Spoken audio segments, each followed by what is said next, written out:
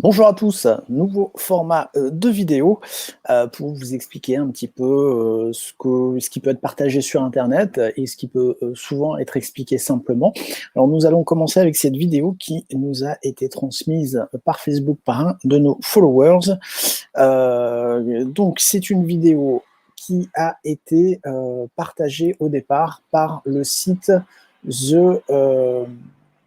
Zidon Underbelly 2.0 et qui titre la vidéo Huge Metallic Sphere Spot Hovering Over Paris, ce qui veut dire grosse sphère métallique qui survole, enfin qui flotte au-dessus de Paris.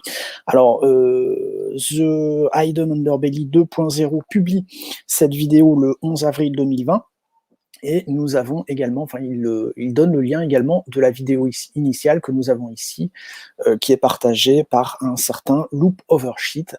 Donc on va en mettre quelques images. Alors, ne vous inquiétez pas de la qualité de l'image, puisque vous aurez accès, vous pourrez la regarder tranquillement. Mais ce qu'on voit, on voit cet objet un petit peu étonnant, une espèce de sphère ronde, qui est l'objet de l'interrogation de The Hidden Underbelly.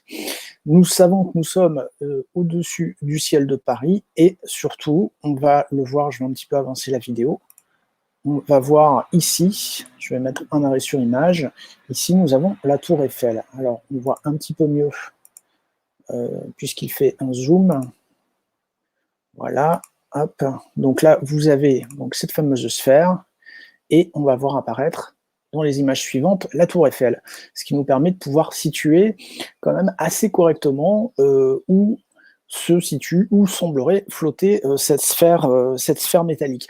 Ce qui est à noter, c'est que lorsqu'on écoute la vidéo initiale, donc de ce fameux loop oversheet, c'est qu'au niveau du ton de la voix, il n'y a absolument pas de stupéfaction, il n'y a pas d'inquiétude, il n'y a pas de surprise. On dirait même que cette vidéo est tournée, c'est une espèce de poésie vidéo avec des propos un petit peu sans queue ni tête, mais enfin bon, c'est peut-être une forme d'expression.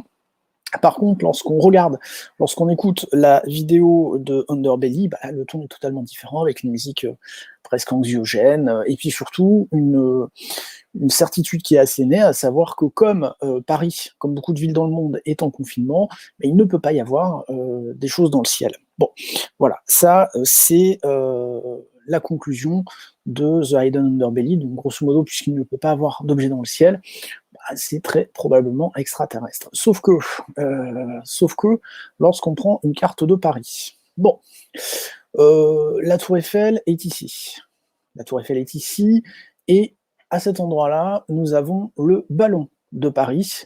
On voit au niveau des distances que ça pourrait coller par rapport à ce qu'on a sur la vidéo, dans la mesure où la personne doit filmer probablement en étant à l'est de Paris et filme direction ouest. Ballon de Paris, Tour Eiffel. Il suffit après d'aller chercher un petit peu plus en détail ce qu'est le ballon de Paris. C'est cela. Alors c'est un ballon qui n'a pas vocation à se déplacer latéralement, hein, puisqu'il ne fait que monter et descendre. Bon, c'est sphérique, ça ressemble quand même fortement à ce qu'on peut voir dans la vidéo.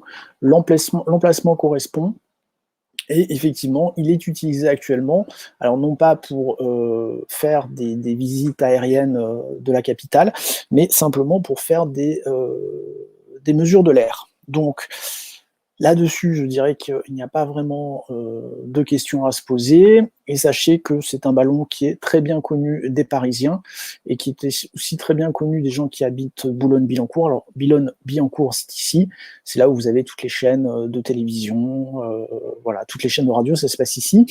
Et j'ai demandé à Jocelyn Keller, qui habite lui aussi Boulogne-Billancourt, et qui m'a confirmé que c'était un ballon qu'on volait très souvent, et qui est très connu des Parisiens, d'où l'intérêt, malgré tout, lorsqu'on étudie une vidéo ou autre, d'essayer de se renseigner au maximum sur l'endroit d'où est fait la vidéo. Donc, sans surprise, rien de particulier dans cette vidéo, en tout cas rien d'exogène, rien d'inidentifiable, bien au contraire, puisqu'il s'agissait tout simplement du ballon de Paris qui était en train de faire des mesures de l'air. Voilà. Bonne fin de journée à tous.